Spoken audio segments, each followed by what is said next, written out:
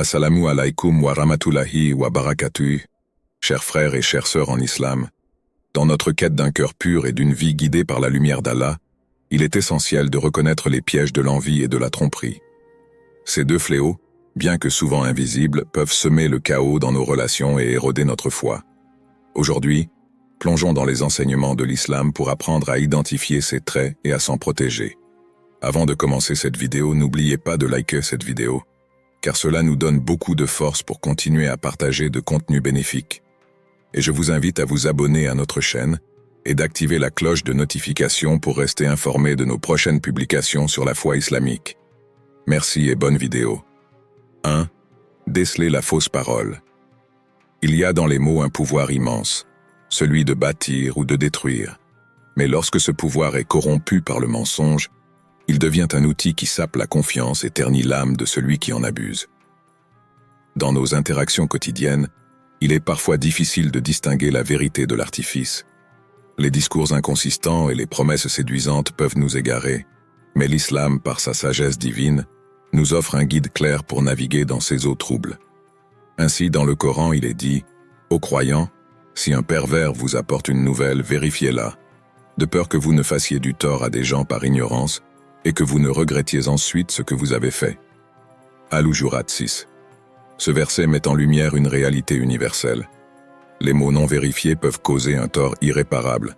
Dans un monde où les réseaux sociaux amplifient chaque murmure, où une rumeur peut voyager plus vite qu'une vérité, cette recommandation divine est plus pertinente que jamais. Nous vivons à une époque où des promesses irréalistes, d'une richesse rapide, d'un succès sans effort, séduisent les cœurs les plus prudents.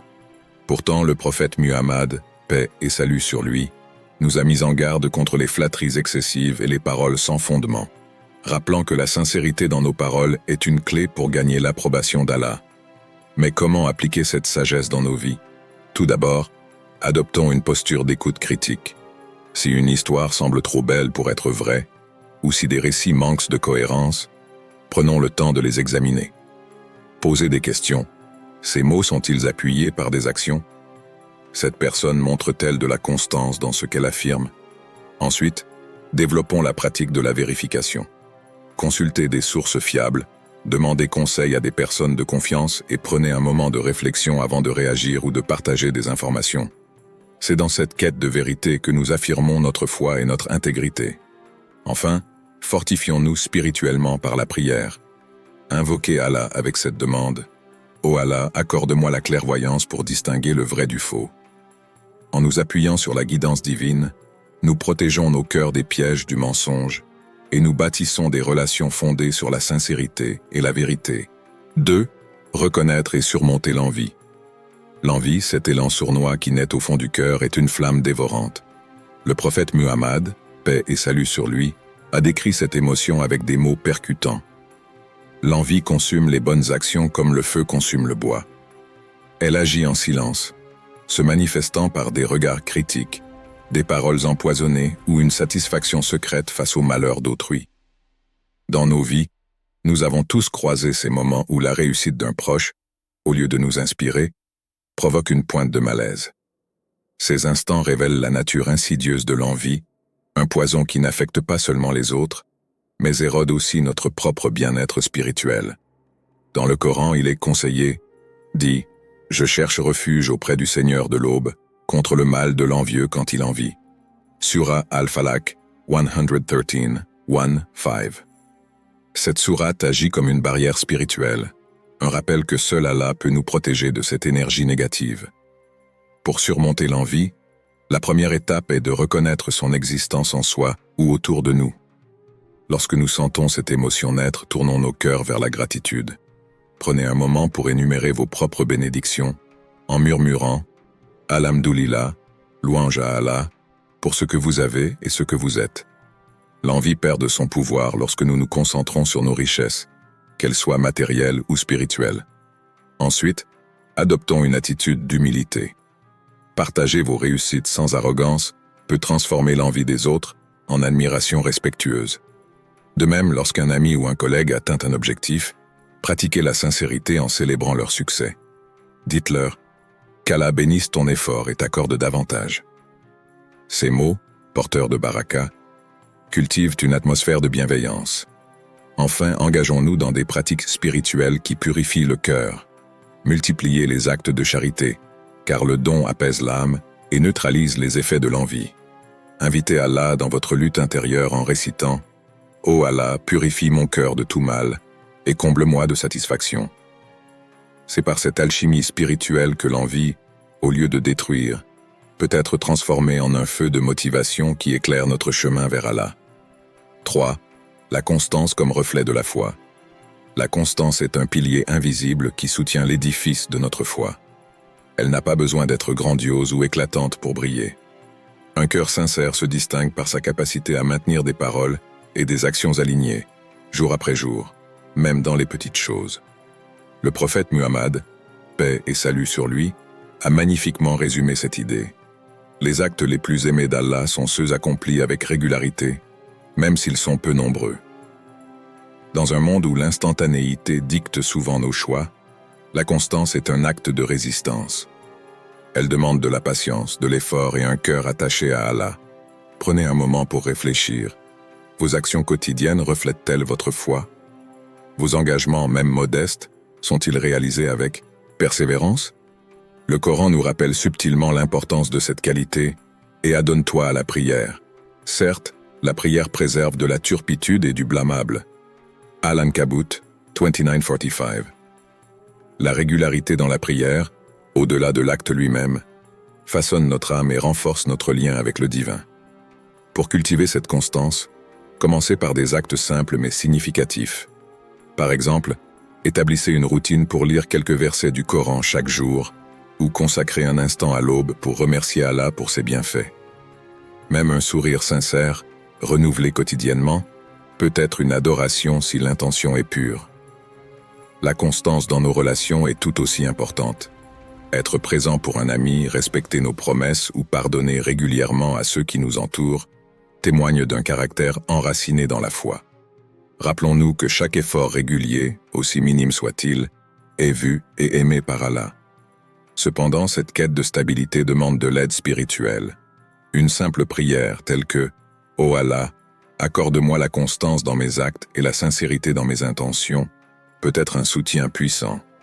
En persévérant dans nos bonnes actions et en restant fidèles à nos engagements, nous bâtissons une foi robuste et une confiance durable avec ceux qui nous entourent. Chaque geste répété avec amour et dévotion devient un écho de notre engagement envers Allah, nous rapprochant un peu plus de lui. 4. Évaluer les relations avec discernement. La valeur d'une relation ne réside pas dans ce qu'elle apporte matériellement, mais dans la sincérité et l'intégrité qu'elle incarne.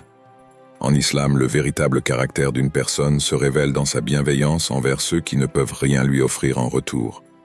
Le prophète Muhammad, paix et salut sur lui, a dit « Les meilleurs d'entre vous sont ceux qui sont les meilleurs envers leur famille. » Dans nos vies, nous sommes souvent témoins de comportements différenciés, une gentillesse affichée envers les puissants, mais une indifférence, voire un mépris, envers les faibles.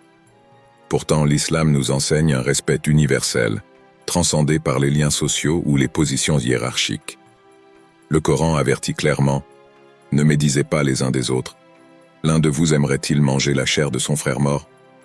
Non, vous en auriez horreur. » Al-Hujurat 12. Ces mots appellent à une vigilance constante dans nos conversations et nos jugements. Éviter les commérages, refuser de prêter attention aux rumeurs et adopter une parole empreinte de bienveillance sont des actes qui élèvent nos relations.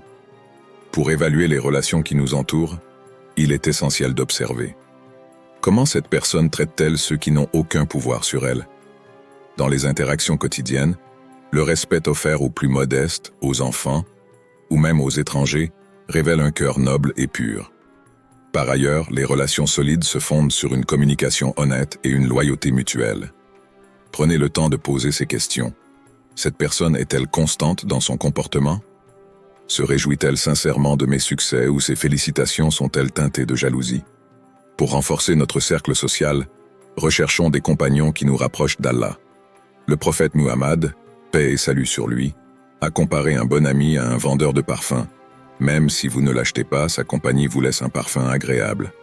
Fréquentez ceux qui rappellent l'importance de la prière, de la patience et de la gratitude. Enfin, demandez à Allah, « Ô Allah, Guide-moi vers des relations qui renforcent ma foi et éloigne-moi de celles qui pourraient la corrompre. Par la prière et une introspection sincère, nous pouvons créer des liens qui nourrissent l'âme et inspirent à être une meilleure version de soi-même. Une prière pour la guidance et la protection. Alors que nous réfléchissons sur les enseignements de l'islam pour discerner les intentions, naviguer les relations humaines et protéger nos âmes des influences négatives, nous nous tournons vers celui qui connaît tous les secrets des cœurs. Ô Allah, toi qui es l'omniscient et le miséricordieux, accorde-nous la sagesse pour voir au-delà des apparences et comprendre les vérités cachées. Guide nos pas sur le chemin de la droiture et éloigne-nous des pièges de l'envie et des tromperies. Purifie nos relations, rends-les empreintes de sincérité et de bienveillance. Permets-nous de reconnaître et de cultiver des amitiés qui nourrissent notre foi et qui nous rapprochent de toi. Donne-nous la force de pardonner, même lorsque nos cœurs sont éprouvés, et le courage de rester honnêtes dans nos paroles et nos actes. Renforce nos âmes, ô Allah, pour qu'elles ne soient ébranlées ni par la médisance ni par la jalousie. Fais briller ta lumière dans nos cœurs, pour que nous soyons des lanternes de bonté dans ce monde souvent obscur. Aide-nous à préserver la régularité dans nos prières et à multiplier les actes d'adoration. Nous te demandons, Seigneur des mondes, de nous accorder ta guidance dans chaque aspect de notre vie et de nous entourer de personnes pieuses, celles qui nous rappellent toujours ton nom. Et lorsque nous nous égarons, ramène-nous à toi avec ta douceur infinie. Amin.